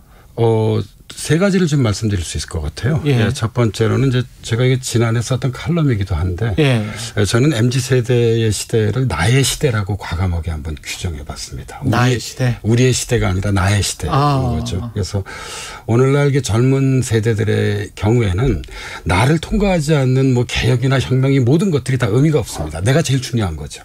그러네요. 그래서 인공지능 플랫폼, 뭐 블록체인의 어떤 그런 그 디지털 대전환 속에서 그러니까 이제 내 삶이 가지고 있는 특징들이 매우 중요한 것 같습니다. 그러니까 이제 내 삶이 불확실하고 불안하고 또 자주 분노를 느끼게 되잖아요. 그래서 아무튼 이런 나의 시대라는 점을 하나 말씀드리고 나의 시대. 두 번째로 우리가 아니고 나. 네. 두 번째는 이제 디지털 네이티브 세대라는 것입니다. 이제 태어날 때부터 디지털 시대다. 그래서 이제 사실 뭐 전하채 기자님은 우리는 그 이 디지털 마을에 일종의 이주민들이 있죠. 저를 이렇게 같이 같은 세대로 김호 교수님 섭섭합니다. 근데 교수님과도 제가 차이가 꽤 납니다. 그래서 이 MZ 세대는 원주민들이라고 볼 수 있죠. 네이티브죠. 이게 두 번째고요. 세 번째로는 요건 좀 우리가 좀 다시 좀 생각해봐야 할 문제인데 586 세대나 이제 앞선 40대부터 낀 세대라고 그러잖아요. 이 세대들은 다 10년 단위예요. 근데 MZ 세대는 무려 20년이 넘는 세대를 아우르고 있습니다. 그래서 MZ 세대 내 그렇죠. 예, 그 차이가 존재한다는 점을 좀 주목할 필요가 있습니다. 80년대부터 2000년대 초반이면 뭐. 예, 그래서 이제 20대하고 30대하고 사실 이제 적잖이 다르거든요. 그럼 크게 보자면 이들이 개인주의적이고 디지털 네이티브이기도 하지만 그러나 그 내부의 안에 또 들어가 보면 20대는 20대 나름대로, 그렇죠. 30대는 30대 나름대로의 어떤 그런 특징을 가지고 있다는 점을 좀 주목할 필요가 있을 것 같습니다. 예. 제가 그 말씀 드리고 싶었습니다. 아무래도 김용기 교수님 세대와 제 세대는 조금 다르다. 예, 저도 청취자분들께 한 말씀 드려보자면 상당히 다릅니다. 예. 예, 사실은 저는 뭐 이게 586 세대보다 앞서 그렇죠. 존재하는 1979년도에 대학에 들어갔거든요. 그럼요. 그래서 70년대 학번이고요. 우리 저는 최기영 기자는 저는 X 세대에 끼고 싶어하는 사람이기 때문에 그래서 범 X 세대. 그러니까 범 40대라고 볼 수 있을 것 같습니다. 그 정치 관점에서 보면 이준석 전 국민의힘 대표, 박지원 전 민주당 비대위 공동위원장 이런 사람들이 좀 상징성이 있는 거예요, MZ세대에. 그렇죠. 예. 이게 뭐 지난 대선과 그 직후에 가장 뜨거웠던 이제 청년 정치인들이었습니다. 뭐 일각에서는 정치적 비중이 두 사람이 다르다는 의견도 제시됐지만 뭐 이건 아마 당대표와 비대위원장이 갖는 어떤 정치적 위상을 고려할 때 그렇다는 것인데요. 여하튼 두 사람은 청년 정치를 이 상징하는 인물이었고 인물인 셈입니다. 이준석 전 대표는 1985년생이더라고요. 제가 방송에서 찾아보니까요. 지금 이제 37살 정도 되고요. 보수 정치를 대표하는 인물이죠. 박지원 전 위원장은 1996년생. 그러니까 이제 26살이죠. 진보적 청년 정치를 대표하는 인물입니다. 뭐 청취자분들 다 알고 계시겠습니다만 다시 한번 좀 말씀드려보자면 박지원 전 위원장의 경우는 이제 추적단 불꽃의 N번방 추적 활동가. 그러니까 닉네임이 불이었습니다. 그래서 그런 그 일종의 이제 페미니즘 정치를 그 했던 이 인물이라고 볼 수도 있습니다. 기존 정치인들과 느낌이나 결 뭐 이런 것들은 굉장히 좀 많이 다르죠. 인상적인 부분들이 어떤 게 있었습니까? 저는 아무래도 젠더 문제인 것 같아요. 젠더? 왜냐하면 이제 둘 다. 뭐 2030 세대 전체를 볼 수도 있고 20대를 좀 그 특정해서 볼 수도 있는데 뭐 가장 큰 어떤 그런 정치 사회 문화적 그런 뭐 균열이라고 해야 할까요? 대립이라고 해야 할까요? 그건 저는 이제 젠더 문제라고 생각을 하고 있습니다. 원래 정치의 핵심이라고 하는 것이 대표성의 문제잖아요. 그러니까 어떤 집단의 가치와 이익을 대표하고 대의하는 것이냐. 이게 이제 정치의 어떤 그런 핵심적 사안인데 두 사람은 바로 이제 2030 세대의 남성과 여성을 대표했다고 볼 수 있습니다. 그러니까 다시 말씀드리자면 이준석 전 대표는 이제 사실 젠더 갈라치기죠. 2030 세대 남성의 지지를 이제 이끌어냈고요. 박지원 전 위원장은 이제 사실 이러한 이준석 대표를 비판함으로써 2030 여성 세대의 지지를 역시 이끌어냈습니다. 한 가지만 더 말씀드려보자면 이준석 그 대표가 국민의힘 대표가 된 게 지난 5월, 6월 정도였던 것 같아요. 그때 이제 크게 이 주목을 받았던 것 중에 하나가 이제 이준석식 능력주의입니다. 그렇죠. 그러니까 이제 이 능력에 따라 대우하는 것이 공정하다는 것인데. 그래서 마이클 샌달이 갑자기 소환이 됐고. 그렇죠. 왜냐하면 사실 이런 제 의견이기도 하고 조금 전에 말씀하셨던 샌달의 주장이기도 한데요. 이 과도한 능력주의는 사회적 불평등을 강화하고요.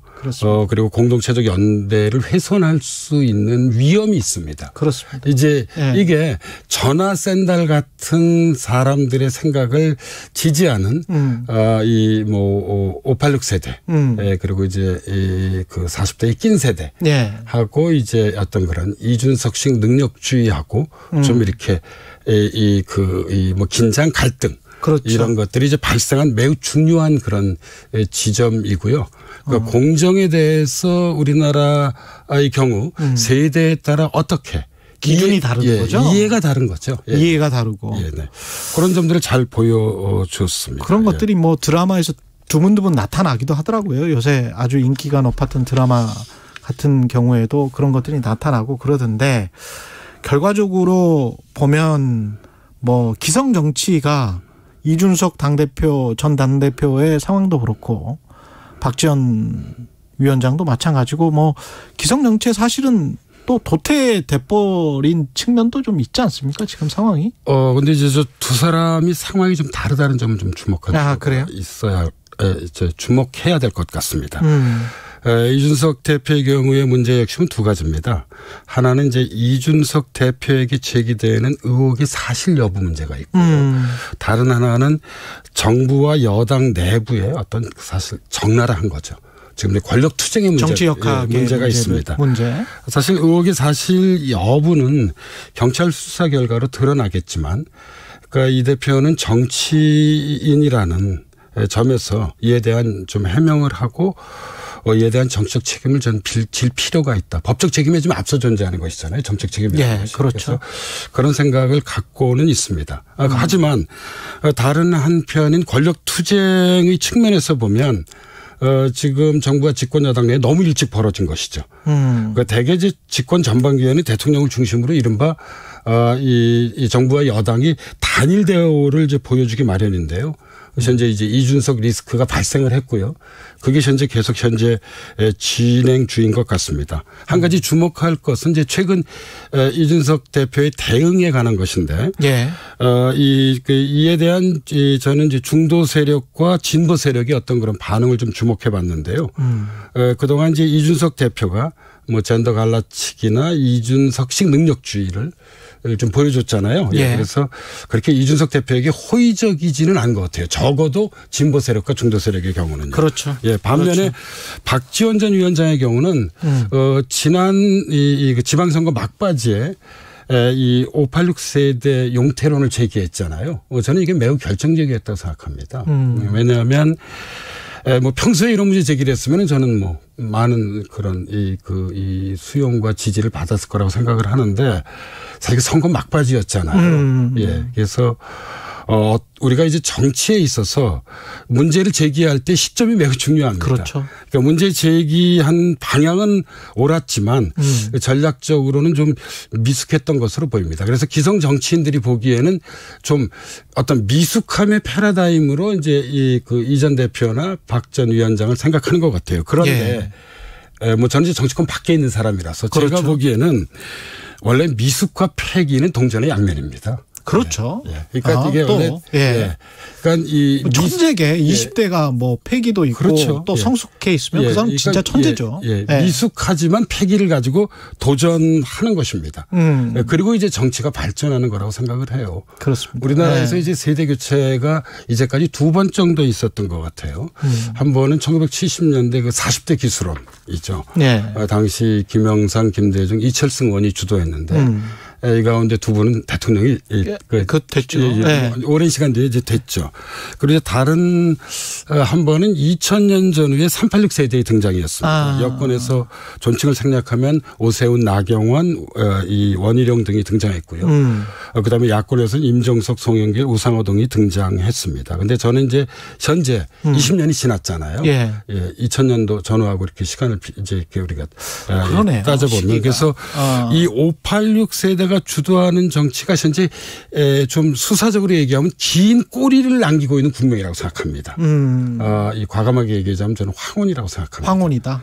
원래 황혼이라고 하는 것은 붉게 타오르지만 이내 곧 사라지기도 합니다. 곧 새로운 태양이 떠오를 것이다. 그래서 이제 2020년대야말로 새로운 세대가 등장해야 할 시기라고 저는 좀 보는 편입니다. 이 조병화 시인의 의자라는 시가 있습니다. 여기 보면 이제 그 핵심 내용이 먼 옛날 어느 분이 내게 의자를 물려줬듯이 지금 저 아침을 몰고 오는 분에게 이 의자를 비워주자는 시입니다. 저는 이제 우리 정치가 좀 보다 더 활력을 갖기 위해선 지금이 이제 세대 교체가 이루어져야 할 시기라고 생각합니다. 물론 뭐 생물학적 나이가 중요한 게 아니라 아니지만. 정치인이 갖고 있는 비전과 정책이 중요하다는 게 저도 전적으로 공감을 하지만 그럼에도 불구하고 어떤 그런 세대 교체가 필요한 시점인 것 같습니다. 사회학 카페 연세대학교 사회학과 김옥기 교수였습니다. 고맙습니다, 교수님. 감사합니다. KBS 1라디오 최경영의 최강시사 듣고 계신 지금 시각 8시 42분입니다. 이 시각 교통정보입니다. 지금 동부간선도로 의정부 방면 창동교에서 상계교 쪽으로 버스가 2차로를 막고 고장으로 서 있습니다. 월계 1교부터 여파받고 있고요. 올림픽대로 잠실 방면으로는 행주대교부터 가양대교 남단까지 역시 고장난 차량 때문에 밀리고 있습니다. 또 성산대교 북단에서 남단 쪽으로는 1차로에서 사고까지 났습니다. 고속도로는 제2경인고속도로 성남 방면 문학에서 남동 부근 그리고 신천에서 광명나들목 7km 정체고요. 영동고속도로 강릉 방면 서안산 부근과 반월터널 부근 그리고 동군포에서 부곡나들목 다시 용인 부근에서 속도 내려갑니다. 한편 오늘 전국적으로 내리고 있는 이 비는 오전 중에 대부분 잦아들겠지만 충청 지역은 오늘 밤까지 남부지방은 내일 오후까지도 비가 이어지는 곳이 있겠습니다. 오늘도 배려운전, 양보운전 하시기 바랍니다. KBS 교통정보센터에서 김한나였습니다.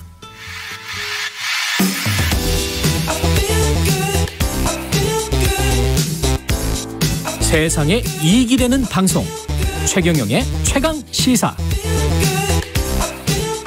네, 소설가 김훈 선생의 신작 하얼빈이 나왔습니다. 칼의 노래, 남한산성.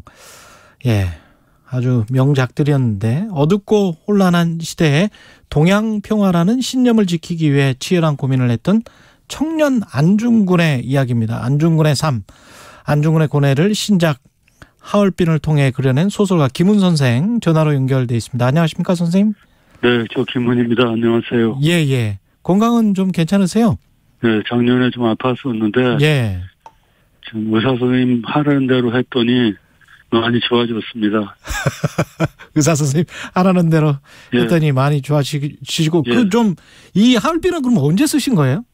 하얼빈은 금년 초에 제가 건강을 회복한 다음에 썼습니다. 아, 금년 초에? 네. 그러면 한 몇 개월 걸리신 거예요? 한 3, 4개월쯤 걸린 것 같습니다. 소재나 아이템 뭐라고 해야 될까요? 그동안 읽고 자료 수집이나 뭐 이런 것들은 몇 년 걸렸을 것 같은데요? 그것은 참 오래 조금씩 오랜 세월을 걸쳐서 조금씩 했던 것이죠. 그렇죠. 저도 이렇게 읽었는데 이게 물론 소설이긴 합니다만은 팩트에 근거한 것들이 굉장히 많은 것 같더라고요.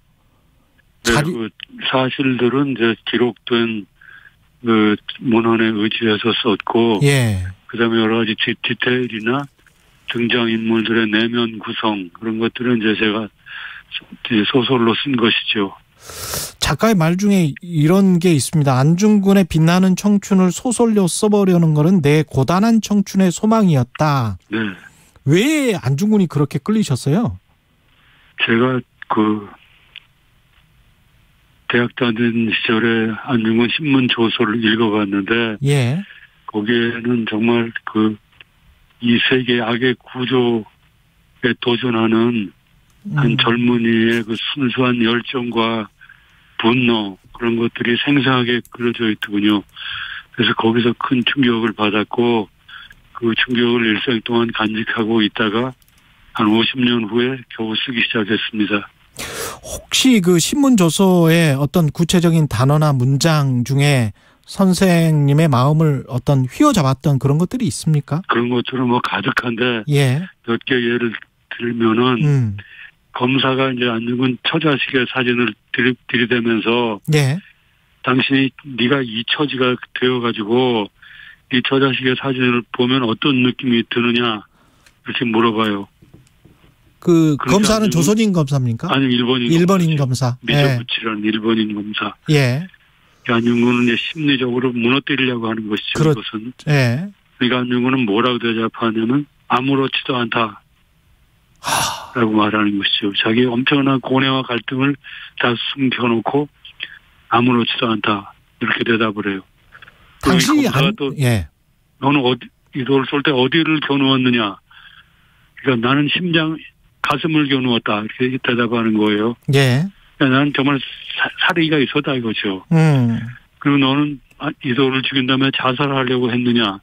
아니다. 나는 이도를 죽인 것만으로는 내 사명을 다한 것이 아니기 때문에 자살할 생각은 없었다.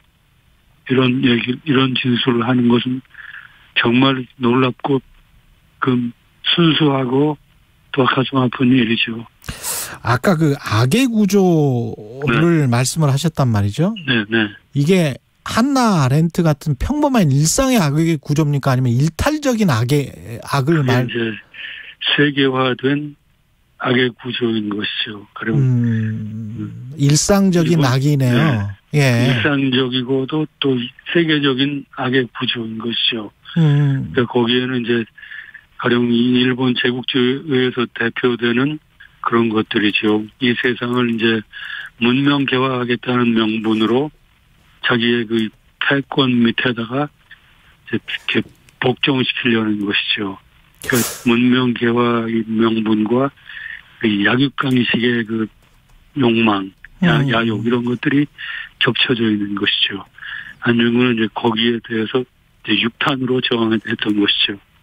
선생님 소설을 보면서 그런 껍빛단 리도 생각이 나고 개인적 사익이랄지 이런 거게 지금 말씀하시는 것처럼 순치된 인간 또는 세뇌된 인간 그렇게 스스로 믿고 싶은 인간이 아주 강력한 의지를 가진 안중근을 만나면서 그 대비되는 효과가 아주 절묘하더라고요. 이토와 안중근을 제가 소설 구성상으로 대조를 시켜놓은 것이죠. 예. 근데 구성상으로도 이렇게 되어 있어요. 이토가 만주시차를 가면서 대련에서 배에서 내려 기차를 타고 북상하자는 할빈으로. 예. 그 시간에 안중근은 이제 브라디보스톡에서 기차를 타고 할빈으로 가는 것이죠. 우독순을 데리고. 그래서 할빈에서 이제 만나서 거사를 치르는데 그 두 인간의 이 대결은 정말 그 세계사적인 대결이라고 할 수가 있지요. 그것이 이제 하얼빈에서 폭발한 것입니다. 저는 근데 사실은 더 화가 났던 인물은 제 마음속에서 그 신부 있지 않습니까? 네, 전직업 신부님들. 예, 그 중에서 뭐랄까요, 나중에 한국에서 끝까지 미텔 주교님이시죠. 예. 미텔 주교. 네. 그 주교분은 왜 그러셨을까? 그 주교님은 이제 프랑스 분인데, 예. 그 주교는 어쨌든 이 전 교회라는 곳이 그 세속의 바탕에 있는 곳이잖아요. 예. 그러니까 이 미텔 주교라는 인물은 자기 이제 몸의 반쯤 영혼은 이제 저 천국에 가 있고, 나머지 반은 그 제국주의적인 이 세속에 묻혀 있는 것이죠. 아주 복잡한 내면을 가진 성직자예요. 그리고 이제 안중근의 거사 정당성을 인정하지 않고. 그렇죠. 안중근에게 이제 고해성사를 주겠다는 빌렘 신부를 이제 못 가게 하고 이런 분이죠. 그러니까 그 당시 한국에 와 있던 그 서양 천주교 세력의 그 양면성을 보여주는 인물입니다. 저 미텔 주교 인물, 그 양면성은 제가 설정한 것이 아니고, 예. 기록에 그렇게 나와 있어요. 저는 다만 그것을 소설화했던 것이죠. 그냥 마치 고귀한 가치나 이념을 추구하는 것처럼 성직자인 것처럼 본인은 스스로를 믿었을 것이고 이토 히로부미나 당시에 순치된 조선인 또는 일본인들도 그렇게 믿었을 거 아니에요, 스스로를? 아니, 저 미텔 주교님은 어떤 한국 천주교가 이렇게 초기에 안착되는데 큰 기여를 하신 분이거든요. 예. 근데 이분은 인간의 영혼과 인간의 세속적, 현실적 존재를 이렇게 분리해서 생각하신 분이에요. 그러니까 자기는 정식적으로 인간의 영혼만 구원하면 되고, 나머지 인간의 현실적으로 세속적인 부분은 자기 관여하지 않고 이것은 속세의 일이다 이렇게 생각하신 것이죠. 그러니까는 그 인간 존재를 이렇게 영혼과 현실로 양분해 놓고 있었던 그런 모순에 빠져 있었던 분이 아닌가 싶은 생각을 하고 있습니다. 당시에 안중근 의사의 나이가 몇 살이었죠? 성을 쏘실 때는 30살이고. 30살. 네, 나중에 이제 집행당해서 사형당하실 때는 31살이었죠. 근데 그때 안중근과 지금 마침 바로 전에 이제 연세대 김호기 교수와 MZ세대에 관해서 이야기를 나눴거든요. 네. 지금 30살과는 어떻습니까? 선생님 보시기에. 글쎄요. 지금 30대를 그것도 어떻게 안중근에다가 비교한다는 건 비교할 수는 없고 참 무리한 일이지만은 우리 30대 젊은이들은 그 시대가 또 많이 바뀌었으니까 그 현실 전체보다도 자기 개인의 주변을 생각하는 것이 아닌가 싶어요. 저는 그것도 이제 어쩔 수 없는 시대의 흐름이라고 생각하는데 나는 젊은이들이 우리 시대의 그 공동체 전체의 문제를 좀 생각을 하는 힘이 있었으면 좋겠다고 생각합니다. 가령 기성세대가 젊은이들한테 자꾸만 개천의 용이 되라고 강조하잖아요. 나는 젊은이들도 개천의 용이 되는 것을 꿈꾸고 그런데 개천의 용이 다들 되기 위해서 애쓴다면은 그 개천은 그대로 남아있을 거잖아요. 그 개천의 용이 되는 것보다는 그 개천 자체의 수질을 개선하고 개천을 없애려는 노력을 해야 된다. 이런 얘기를 해드리고 싶어요. 젊은 세대들한테. 각자 도생보다는 함께 수질 정화에 앞장서자. 개천의 수질을 정화해야 되고 마침내 개천을 없애야 되겠죠. 그 책을 읽으면서 그 안중근 의사의 그 당당함이 있잖아요. 자신의 안중근 조력자인 우덕순이 포수, 무직, 담배파리 이게 이제 자신의 직업이라고 말하고 그때 모든 그 신문조에서 느꼈었던 것도 아마 그런 그렇죠. 그 당당함이었던 것 같아요. 어떻게 보면 이렇게 굉장히 주눅들 수 있는 상황인데 그게 어떻게 나온 것일까 정말 경이롭습니다. 어떻게 보면. 놀라운 말이죠. 포수, 무직, 담배파리 이런 것은. 근데 그것은 또 사실이에요. 무덕순 담배파리를 했고 브라드보스도 거리에서 담배파리를 했고 안중근은 또 역시 포수로서 이름을 날렸고 일정한 직업이 없어서 이 직업이라는 건 이제 생업을 말하는 것이겠죠. 그런데 그렇게 포수, 무직, 담배파리라는 이 단어는 정말 스스로 완전한 단어인 것이죠. 이것은 다른 외부의 힘이나 권위에 의존하지 않는 것이죠. 이것은 청춘의 언어고 거침없는 언어고 에너지에 가득 찬 순수한 언어죠. 나는 이 세 단어의 힘에 기대서 이 소설을 다 써야겠다고 작심을 하고 실제로 그렇게 했습니다. 그걸 말하고 싶으셨군요. 나한테는 참 고마운 세 단어죠. 등대처럼 빛나는 단어입니다. 등대처럼 빛나는 단어. 그 당당함을 느끼고 싶습니다. 느끼고라도 싶네요. 지금까지 말씀 잘 들었고요. 신작 하울빈으로 돌아온 소설가 김훈 선생이었습니다. 고맙습니다, 선생님. 네, 감사합니다. 안녕히 계십시오. 8월 23일 화요일 KBS 1라디오 최경영의 최강 시사였고요. 최백호 가수의 바다끝 노래가 나오고 있습니다. 앞이 까마득한 순간에도 뜨거운 심장 당당함으로 걸어나갔던 안중근 의사를 기억하면서 최강시사 마치겠습니다. 고맙습니다. 태양처럼 뜨겁던 내 사랑을 두고자